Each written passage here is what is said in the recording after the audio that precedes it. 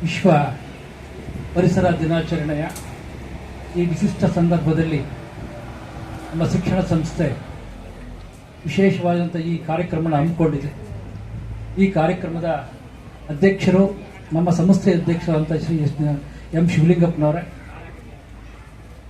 ನಮ್ಮ ತಾಲೂಕಿನ ದಂಡಾಧಿಕಾರಿಗಳು, ತಹಶೀಲ್ದಾರ್ ಆತ್ಮೀಯರಾದಂಥ ತಿರುಪತಿ ಪಾಟೀಲ್ ಸರ್ ಅವರೇ, ವಿಶ್ರಾಂತಿ ನ್ಯಾಯಮೂರ್ತಿಗಳು, ಎಲ್ಲ ಸಮಾಜ ಚಟುವಟಿಕೆಯ ರೂವಾರಿಗಳು ಆದಂಥ ಬಿಲ್ಲಪ್ಪ ಸರ್ ಅವರೇ, ನಮ್ಮ ಸಂಸ್ಥೆಯ ಅಕಾಡೆಮಿಕ್ ಡೈರೆಕ್ಟರ್ಸ್ ಆದಂಥ ಆತ್ಮೀಯ ಸ್ನೇಹಿತರು ಅಂತ ಬಿ ತಿಪ್ಪೇಸ್ವಾಮಿ ಅವರೇ, ಟ್ರಸ್ಟಿಗಳಾದಂಥ ವಿಜಯ ಶಿವಲಿಂಗಪ್ಪನವರೇ, ಬಸಪ್ಪನವರೇ, ಪ್ರಾಂಶುಪಾಲ ಬಸಪ್ಪನವರೇ, ಮತ್ತು ಪುರಸಭೆ ಮುಖ್ಯಸ್ಥರಾದಂಥ ನಾಗಭೂಷಣ್ ಸರ್ ಅವರೇ, ಎಲ್ಲ ವಿದ್ಯಾರ್ಥಿ ಮಿತ್ರಗಳೇ, ಧರ್ಮದರ್ಶಿಗಳೇ, ವಿದ್ಯಾರ್ಥಿಗಳೇ, ಪೋಷಕರೇ, ಶಿಕ್ಷಕ ಮಿತ್ರರೇ, ಇವತ್ತಿನ ದಿವಸ ವಿಶ್ವ ಪರಿಸರ ದಿನಾಚರಣೆ ಆಚರಿಸಲಾಗ್ತಿದೆ. ಪರಿಸರ ಎಷ್ಟು ಪ್ರಾಮುಖ್ಯತೆ ಅಂತೇಳಿ ಶಿಕ್ಷಣದಲ್ಲಿ ಕೂಡ ಎಲ್ಲ ತರಗತಿಗಳಲ್ಲೂ ಕೂಡ ಪಾಠಗಳನ್ನು ಆಗಲೇ ಅಳವಡಿಸಿದ್ದಾರೆ. ಎಲ್ಲ ಮಕ್ಕಳು ಕೂಡ ಪರಿಸರದ ಬಗ್ಗೆ ವಿಶೇಷವಾದಂತಹ ಅಧ್ಯಯನ ಮಾಡ್ತಕ್ಕಂಥದ್ದು, ಅದರ ಬಗ್ಗೆ ತಿಳುವಳಿಕೆ ಮಾಡ್ತಕ್ಕಂಥ ಪಾಠಗಳನ್ನು ನಾವು ಆಲ್ರೆಡಿ ಈಗಲೇ ಓದಿದ್ದೀವಿ. 1ರಿಂದ 2ನೇ ಕ್ಲಾಸು, 3ನೇ class, living things, non living things, plants, animals ಎಲ್ಲ ಜೊತೆಗೆ ಅವೆಲ್ಲವೂ ಯಾಕೆ ನಮಗೆ ಅವಶ್ಯಕತೆ ಅನ್ನೋದನ್ನು ಕೂಡ ನಾವು ಹೇಳಿದ್ದೀವಿ. ಪಂಚಭೂತಗಳು ಏನಿದ್ದಾವೆ, ನಮ್ಮನ್ನು ರಕ್ಷಣೆ ಮಾಡ್ತಕ್ಕಂಥ ಗಾಳಿ, ಭೂಮಿ, ಆಕಾಶ, ನೀರು ಇವೆಲ್ಲ ಏನಿದೆ, ಇದೆಲ್ಲದನ್ನು ಕೂಡ ಕಾಪಾಡ್ತಕ್ಕಂಥದ್ದು ಮನುಷ್ಯನ ಕರ್ತವ್ಯವಾಗಿದೆ. ಏಕೆಂದರೆ ಪ್ರಕೃತಿ ದತ್ತವಾಗಿ ಬಂದಂಥ ಈ ಜೀವ ಆ ಪ್ರಕೃತಿಗಳನ್ನ ಕಾಪಾಡಿಕೊಂಡು ರಕ್ಷಣೆ ಮಾಡಿದ್ರೆ ನಾವು ಕೂಡ ಸಮಾಧಾನವಾಗಿ ಪ್ರೀತಿಯಿಂದ ಈ ಭೂಮಿ ಮೇಲೆ ಬದುಕ್ಬೋದು ಅಂತೇಳಿ. ಅತಿಯಾಗಿ ನಾವು ಭೂಮಿನ ಬಳಸೋದ್ರಿಂದ ಎಲ್ಲೋ ಒಂದು ಕಡೆ ನಮ್ಮ ಆಸೆಗೆ ಬಿದ್ದು ಪ್ರಕೃತಿನ ನಾಶ ಮಾಡೋದ್ರಿಂದ ಆಗ್ತಕ್ಕಂಥ ಅನಾಹುತಗಳೇನು ಅಂತೇಳಿ ಈಗ ಆಲ್ರೆಡಿ ನೀವೆಲ್ಲರೂ ಕೂಡ ಓದಿದ್ದೀರ. ಭೂಕಂಪ ಆಗಿರ್ಬೋದು, ನಿಮಗೆಲ್ಲ ಗೊತ್ತಿರಂಗ ಮೊನ್ನೆನೂ ಕೂಡ ಒಂದು ವಿಶಿಷ್ಟವಾದಂಥ ಒಂದು ಸ್ಟಡಿನಲ್ಲಿ ಒಂದು ವಿಶೇಷವಾದಂಥ ಒಂದು ಸುದ್ದಿ ಹೊರಗೆ ಬಂತು. ವಿಶೇಷ ಆಘಾತಕಾರಿ ಸುದ್ದಿ ಅಂತ ಹೇಳ್ಬೋದು. ಅದನ್ನ ಪ್ರಪಂಚದ ಅತ್ಯಂತ ಉಷ್ಣ ದೇಶ ಅಂದರೆ ಭಾರತ ದೇಶ ಅಂತೇಳಿ, ಅತ್ಯಂತ ತಣ್ಣಗಿರ್ತಕ್ಕಂಥ ದೇಶ ಅಮೇರಿಕ ಅಂತೇಳಿ ರೀಸೆಂಟಾಗಿ ಒಂದು 8 ದಿವಸದೊಳಗೆ ನಿಮಗೆ ಒಂದು ರಿಪೋರ್ಟನ್ನು ಬಂತು. ನಿಮಗೆಲ್ಲ ತಿಳ್ಕೊಂಡಿರ್ಬೋದು ಮಕ್ಕಳ, ಎಷ್ಟೋ ಜನ ಈ ಬೇಸಿಗೆ ಕಾಲದಲ್ಲಿ ಈ ಒಣ ಆವೆಯನ್ನು ಕುಡಿದು ಸತ್ತೋದ್ರು ಅಂತೇಳಿ 100, 200, 300 ಜನ, 400 ಜನ, 1000 ಜನ ನಮ್ಮ ಪಕ್ಕದ ಆಂಧ್ರ ಪ್ರದೇಶ, ಈ ಕಡೆ ಉತ್ತರ ಪ್ರದೇಶ, ಆ ಕಡೆನೆಲ್ಲರೂ ಕೂಡ ನಾವು ಪೇಪರ್ ಓದ್ತಾ ಇರ್ತೀವಿ. ಹಂಗಾಗಿ ಉಷ್ಣಾಂಶ ಜಾಸ್ತಿಯಾಗಿ ಮನುಷ್ಯ ಬದುಕಲಿಕ್ಕಾಗದ್ರೆ ಉಷ್ಣ ಅಂದರೆ ಹವಾಯಿಂದ ಉಸಿರುಗಟ್ಟಿ ಸಾಯ್ತಕ್ಕಂಥ ಪರಿಸ್ಥಿತಿ. ಇದೆಲ್ಲದೂ ಕೂಡ ಈ ಒಂದು ಪರಿಸ್ಥಿತಿ ಹೆಂಗಿದೆ ಅಂತಂದರೆ, ನಾವೆಲ್ಲರೂ ಕೂಡ ಪ್ರಯತ್ನ ಮಾಡಿ, ಎಲ್ಲ ಪ್ರಯತ್ನದಿಂದ, ಎಲ್ಲ ಪರಿಶ್ರಮದಿಂದ ಈ ಒಂದು ಪರಿಸರನ ರಕ್ಷಣೆ ಮಾಡಿದ್ರೆ ಮಾತ್ರ ಮುಂದಿನ ಪೀಳಿಗೆ ಈ ಸಮಾಜ ಬದುಕ್ಬೋದು ಅಂತೇಳಿ. ಸುಂಟರಗಾಳಿ ಆಗಿರ್ಬೋದು, ಸುನಾಮಿ ಆಗಿರ್ಬೋದು, ಭೂಕಂಪ ಆಗಿರ್ಬೋದು, ಅತಿ ಹೆಚ್ಚು ಮಳೆ ಆಗಿರ್ಬೋದು, ಕಡಿಮೆ ಮಳೆ ಆಗ್ಬೋದು, ಎಲ್ಲವೂ ವಿಕೋಪಗಳು ನಾವು ಪ್ರಕೃತಿ ಮಾಡಿದಂತಹ ಒಂದು ಏನು ನಾವು ದೌರ್ಜನ್ಯ ಎಸೆದಿದೆ ಪ್ರಕೃತಿ ಮೇಲೆ, ಅದು ಜಾಸ್ತಿಯಾಗಿ ಒಂದು ಏರುಪೇರಾಗಿರ್ತಕ್ಕಂಥ ಪರಿಸ್ಥಿತಿಯನ್ನು ನಾವು ಇವತ್ತು ನೋಡ್ತಾ ಇದ್ದೀವಿ. ಹಂಗಾಗಿ ಈ ಪರಿಸರ ರಕ್ಷಣೆ ಅಂದರೆ ಬರೀ ಒಂದು ಗಿಡ ನೆಡೋದು, ಒಂದು ಮರ ನೆಡೋದು ಅಲ್ಲ, ಬಹಳಷ್ಟು ವಿಷಯಗಳು ಇದರಲ್ಲಿ ಅಡಗಿದಾವೆ. ನಿಮ್ಗೆಲ್ಲ ಗೊತ್ತಿದೆ, ಸರೋವರ ಇದೆ, ಗುಡ್ಡ ಇದೆ, ಭೂಮಿ ಇದೆ, ಮತ್ತೆ ಸೂರ್ಯನ ಬೆಳಕಿದೆ.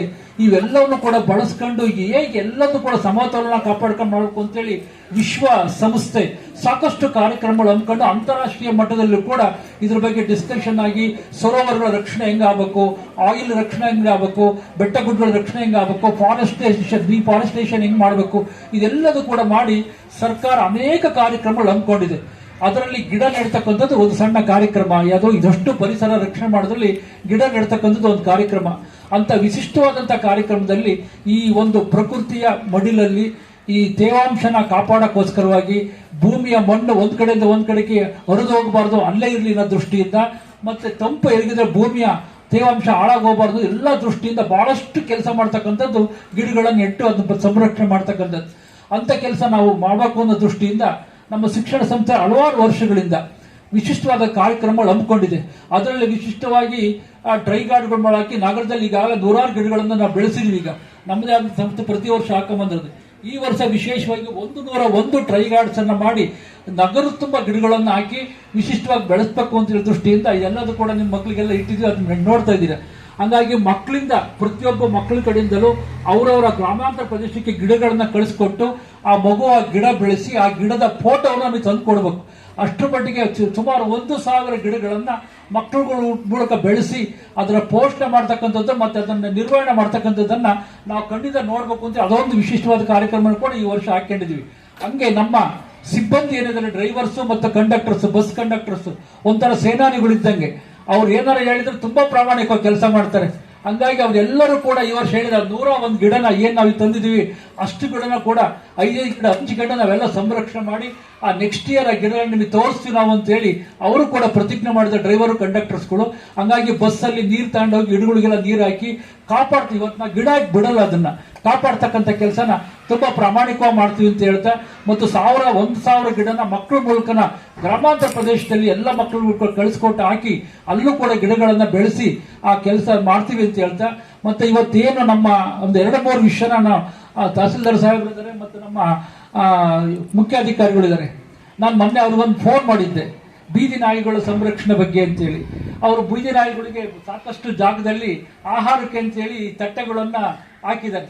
ಆ ತಟ್ಟೆಗಳನ್ನು ಹಾಕಿ ಬಿಟ್ಟಿದ್ದಾರಲ್ಲ, ಮತ್ತೆ ಮುಂದಿನ ಕೆಲಸ ಏನು ಅಂತೇಳಿ ಅಲ್ಲಿ ಆಹಾರ ಯಾರು ಹಾಕಿದ್ರು, ಅದಕ್ಕೆ ಅದು ಕ್ಲೀನಿಂಗ್ ಹೆಂಗಾಯ್ತು, ಈ ಯಾವ ಕೆಲಸನೂ ಆಗ್ತಾ ಇಲ್ಲ.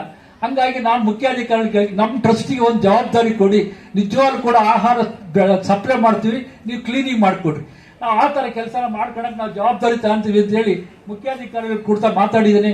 ನಿಜವಾಗ್ಲೂ ಆ ಜವಾಬ್ದಾರಿ ಕೊಟ್ಟರೆ ಬೀದಿ ನಾಯಿಗಳದ್ದು 1, 2 ಅಂದರೆ ಬೀದಿ ನಾಯಿಗಳನ್ನ ತಳಿಗಳನ್ನ ಕಟ್ ಮಾಡಿ ಇದನ್ನ ಕಮ್ಮಿ ಮಾಡೋದು ಮತ್ತು ಇರ್ತಕ್ಕಂಥ ನಾಯಿಗಳು ಸಾಕೋದು, ಇವೆರಡು ಕೆಲಸ ಮಾಡೋದು. ಯಾಕೆಂದ್ರೆ ಆ ಬೀದಿ ನಾಯಿಗೆ ಆಹಾರ ಕೊಡಲಾದ್ರೆ ಮಕ್ಕಳ ಮೇಲೆ ದಾಳಿ ಮಾಡ್ತಾರೆ. ಇದು ಯಾಕೆ ಹಿಂಗಾಯ್ತು ಅಂತಂದ್ರೆ ಮೊದಲೆಲ್ಲ ಏನ್ ಮಾಡಿದ್ರೆ ಎಲ್ಲಿ ಬೇಕಾದ್ರೆ ಬಿಸಾಕ್ತಿದ್ವಿ, ಏನ್ ಬೇಕಾದ್ರೆ ಬಿಸಾಕ್ತಿದ್ವಿ. ಈ ಸ್ವಚ್ಛ ಭಾರತ್ ಅಂದಲ್ಲ ಬಂದ್ಮೇಲೆ ಎಲ್ಲದೂ ಕೂಡ ನಾವು ತಗೊಂಡು ಪಟ್ಟಣಗಳಲ್ಲಿ ಹಾಕಿ ಸಂಸ್ಕರಣೆ ಮಾಡಿ ಬಿಸಾಕೋದು, ಕ್ಲೀನ್ಲಿನೆಸ್ ಅನ್ನು ಹೆಚ್ಚು ಅವಕಾಶ ಕೊಟ್ಟಿದ್ವಿ. ಹಂಗಾಗಿ ಅವಕ್ಕೆ ಏನು ಆಹಾರ ಸಿಗ್ತಾ ಇಲ್ಲ. ಹಂಗಾಗಿ ಮನುಷ್ಯನ ಮೇಲೆ ಎಗರಕ್ಕೆ ಶುರು ಆಗ್ಬಿಟ್ಟಿದೆ ನಾಯಿಗಳು. ಹಂಗಾಗಿ ಚೀಫ್ ಆಫೀಸರ್ ಮನಸ್ಸು ಮಾಡಿ ದಯಮಾಡಿ ಅದು ಅವಕಾಶ ಮಾಡಿಕೊಟ್ಟು ಒಂದು ದೊಡ್ಡ ಪ್ರೋಗ್ರಾಮ್ ಹಾಕೊಂಡು ಅದನ್ನ ಅವಾಗ ಆಹಾರ ಕೊಡ್ತಕ್ಕಂಥ ಕೆಲಸನ ನಮ್ಮ ಶಿಕ್ಷಣ ಸಂಸ್ಥೆಯಿಂದ ತುಂಬಾ ಪ್ರಾಮಾಣಿಕ ಮಾಡಕ್ಕೆ ನಮ್ಗೆ ಇಷ್ಟ ಇದೆ ಅಂತ ಮಾತನ್ನ ಅವ್ರಿಗೆ ಹೇಳ್ತಾ, ಹಾಗೇನೆ 2ನೇ ಕೆಲಸ ಅಂತಂದ್ರೆ ನಮ್ಮ ಈ ನಗರದನ್ನ ನಮ್ಮ ಹೊಸದುರ್ಗ ತಾಲೂಕು ಅಂತ ಪಟ್ಟಣ ನಗರದಲ್ಲಿ ನಮ್ಮ ತಹಶೀಲ್ದಾರ್ ತುಂಬಾ ವಿಶಿಷ್ಟವಾದಂತ ಬುದ್ಧಿಜೀವಿಗಳು ಬಂದಿದ್ದಾರೆ. ತುಂಬಾ ಏನಾದ್ರು ಅರ್ಥ ಮಾಡ್ಕೊಂಡು ನಗರನ ಬೆಳೆಸ್ಬೇಕು ಅಂತ ಹೇಳಿ.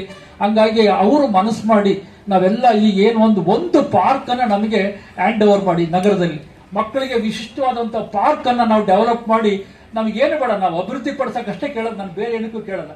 ಆ ಗಿಡ ಮರಗಳನ್ನ ಬೆಳೆಸಿ ಮಕ್ಕಳು ಕೂತ್ಕೊಳ್ಳೋಕೆ ಆಟದ ಸಾಮಾನುಗಳು ಹಾಕಿ ವಿಶೇಷವಾಗಿ ಒಂದು ಪಾರ್ಕ್ ಮಾಡ್ತೀವಿ.